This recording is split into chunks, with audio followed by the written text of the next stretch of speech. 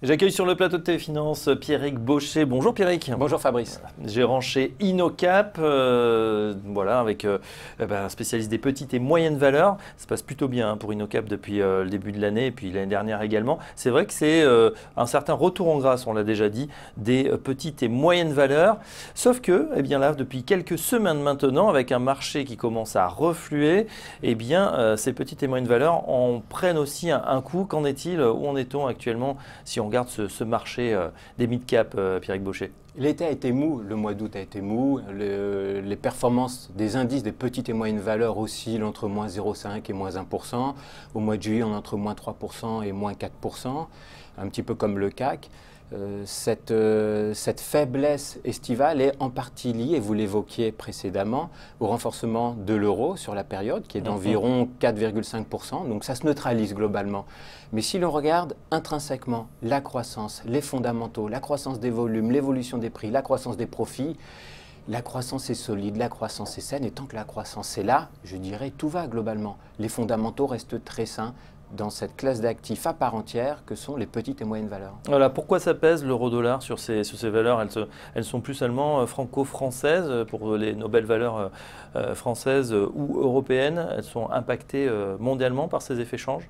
Alors dans les indices petites et moyennes valeurs, comme dans tout indice, c'est un fourre-tout. Après, il faut aller extraire les meilleurs positionnements. Globalement, vous avez des entreprises qui sont très concentrées sur le marché domestique, donc qui ne sont que peu impactées par l'évolution des grandes parités monétaires dans le monde. Et vous avez des champions mondiaux qui sont très exposés en zone Amérique du Nord, Amérique du Sud, en zone Asie-Pacifique, très exposés au dollar. Et donc dans cette configuration-là, le renforcement de l'euro pèse sur la compétitivité à venir de ces entreprises. Mais par contre, il faut aller creuser vraiment dans le positionnement de ces super leaders mondiaux. À partir du moment où vous avez une forte exposition en zone Amérique, mais que vous avez des filiales locales, l'évolution des coûts se mettra en face de l'évolution du chiffre d'affaires et on aura plutôt une neutralité globalement. Naturelle. Alors justement, on va prendre quelques exemples, Pierrick, dans le vivier de belles entreprises que vous suivez. On va faire un focus, tiens, tout d'abord sur Guerbet. Je crois que vous nous avez parlé de cette société.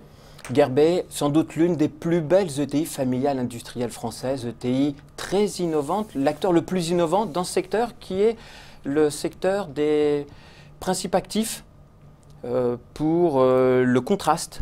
Pour l'imagerie médicale, avant de passer un scanner IRM, on vous injecte un produit pour faire du contraste. Ce sont des produits Guerbet. Guerbet est en pleine accélération. Il y a eu 3 éléments majeurs qui sont arrivés cet été. La confirmation de l'intégration très réussie de la dernière acquisition, CMDS, acquisition américaine, acquisition très ambitieuse. Novembre 2015, chiffre d'affaires de Guerbet environ 400 millions d'euros, chiffre d'affaires de CMDS environ 400 millions de dollars. Aller acquérir son équivalent, c'était très impressionnant, très ambitieux. Par cette opération, Guerbet passe de la 6e place mondiale à la 3e place mondiale, une acquisition qui va être créatrice de valeurs très significatives au cours de cette année, au cours de l'année prochaine. Et 2 autres éléments, l'entrée de General Electric sur le marché de Dotarem, qui est le produit phare de Guerbet, donc qui est un élément défavorable, mais contrebalancé par un événement très favorable et encore beaucoup plus favorable, l'annonce par les autorités de santé européennes de la préconisation d'interdiction d'un certain type de produits qui sont les produits des concurrents de Guerbet, les produits d'ancienne génération. Et vous allez avoir donc un marché qui est d'environ 1 milliard d'euros, le marché de produits contraste pour l'IRM, 1 milliard d'euros qui va complètement basculer. Et là, vous aviez 5 acteurs sur ce marché d'1 milliard d'euros. Vous allez avoir 3 acteurs sur un marché d'1 milliard d'euros. Et Guerbet va être l'ultra leader sur ce marché. General Electric rentre sur ce marché et il y a également Bayer. Donc vous passez d'un doublement de taille de marché, ce qui va être très favorable pour Guerbet, qui va avoir un appel d'air très significatif dans la croissance des profits, qui va être d'environ 100% au cours des 2 prochaines années, 2017-2018, ce qui est très significatif. On conserve, et ça c'est le genre de pépite que vous aimez bien chez InnoCap. Très innovante, leader mondial, magnifique ETI leader française. mondial, belle ETI. Tiens, une autre, MGI, alors il y a plusieurs MGI. MGI Digital, Digital Technology, dont on a souvent parlé ensemble. On rappelle le métier de MGI Digital. Fabricant de presse numérique professionnelle, c'est très grosse presse pour les imprimeurs, pour les arts graphiques. C'est envisageable, Fabrice, que ce soit la dernière fois que l'on parle d'MGI Digital Technologies à l'occasion de cette rentrée. Peut-être qu'on arrive sur la fin de l'indépendance de MGI. Quelque chose de très structurant est en train de se passer. On le rappelle, janvier 2014, le géant japonais Konica Minolta prend 10% du capital de MGI. 1er avril 2016, Konica Minolta rachète 30% du capital à un cours de 38 € avec une prime de 31%. MGI Digital Technologies est en pleine accélération. Accélération produit, accélération industrielle, accélération commerciale. L'accélération produit, on a souvent parlé de l'impression 3D intelligente. Comment rendre tout support potentiellement intelligent? Ça y est, on l'attendait depuis des années, on va l'avoir au 4e trimestre. MGI va lancer une version industrielle de l'AlphaJet qui est la quintessence de 10 ans d'innovation chez MGI, de 50 millions d'euros d'investissement. Une machine hors norme qui va complètement révolutionner le marché de l'emballage, vous l'illustrez. Le packaging, qui est un marché de 120 milliards de dollars, va être révolutionné. C'est fini la simple impression de l'emballage. Le marché a basculé vers la finition, l'ennoblissement. Et c'est permis grâce aux technologies de MGI. Une machine qui va être vendue plus d'1 million d'euros. Là, on avait l'habitude d'avoir un panier moyen de 100 000 euros.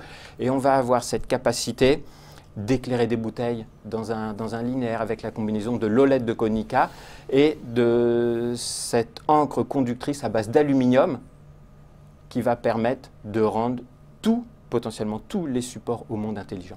Voilà, des supports intelligents, on est presque dans le bouquin animé, un type Harry Potter, peut-être un jour ça arrivera. Une dernière société, tiens, dont je voulais vous parler, que vous avez longuement décrite au cours des derniers mois, c'est SES Imagotag. Ce sont ces fameuses étiquettes qu'on voit dans les supermarchés, étiquettes là aussi intelligentes. Là, il y a une opération sur le titre qui bouge plus beaucoup. Où en est-on sur SES Imagotag? L'indépendance d'SES Imagotag est quasiment terminée puisque l'OPA va être lancé entre septembre et octobre. On avait un leader mondial, une entreprise qui avait su avoir un coup d'avance sur son marché, un management qui avait une justesse d'analyse de son marché et qui, par l'innovation, avait permis un basculement de son marché. La part de marché mondiale était d'environ 40% et l'OPA vient de Chine. Donc, on peut se dire c'est une très bonne nouvelle puisque vous allez avoir le marché chinois qui va potentiellement s'ouvrir dans les prochaines années. On peut se dire aussi quel dommage qu'on ait un leader mondial, petite ETI française. Et surtout que le cours c'était en dessous du cours qui avait été atteint. On était environ 30 €. C'était 30 €. Ça s'est fait autour de 30 €, sans prime globalement, donc déception pour l'actionnaire.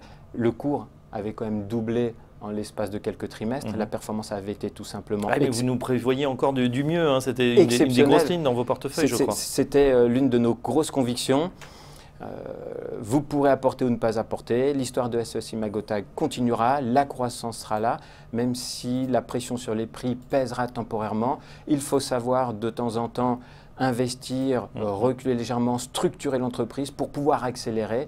Et c'est le cas aujourd'hui d'SES Imagotag qui prend toutes les mesures aujourd'hui pour pouvoir renforcer son leadership mondial dans les 3 à 5 prochaines années. Le marché mondial n'est équipé qu'à hauteur de 5%. Et on a entre les mains un ultra leader mondial. Alors il faudra voir aussi la place de cotation de ce nouvel ensemble, évidemment. Si c'est en Chine, ça sera plus compliqué. Mais on n'a pas le choix. Et c'est le danger finalement de ces ETI qui, à un moment, le problème c'est qu'on a l'impression que c'est quand elles commencent vraiment à percer et à devenir, d'avoir une taille stratégique, que là elles sont l'objet d'une acquisition par un plus gros. On parlait de Konica Minolta, on parlait de ce chinois aussi sûrement qui pèse plusieurs milliards. Et donc qui tue dans l'œuf finalement peut-être une innovation ou quelque chose qui aurait pu devenir une histoire encore plus belle. C'est exactement ça. L'élément clé, l'élément commun, clé et commun à SES Imagotag, à MGI Digital Technologies et à de nombreuses PME ETI françaises leader mondial, c'est l'innovation. Mais Fabrice, l'innovation pour l'innovation n'intéresse que peu, crée peu de valeur. Par contre, l'innovation, pour l'intelligence qu'elle apporte dans un monde existant qui est en mutation, ça marche et ça attire la convoitise des grands industriels. Et voilà, donc Pierrick Bauchet avec nous, hein. Je suis obligé de vous couper parce que l'heure tourne, c'est vraiment passionnant. Mais vous reviendrez sur notre plateau pour parler de nouvelles pépites. En tout cas, on peut encore mettre en portefeuille, on l'a compris, Gearbet et MGI Digital Technologies avant, peut-être que ça change demain. Merci Pierrick Bauchet. Fabrice. Je rappelle que vous êtes gérant chez InnoCap. Dans une seconde, le ChronoCap, l'ouverture en direct à la Bourse de Paris.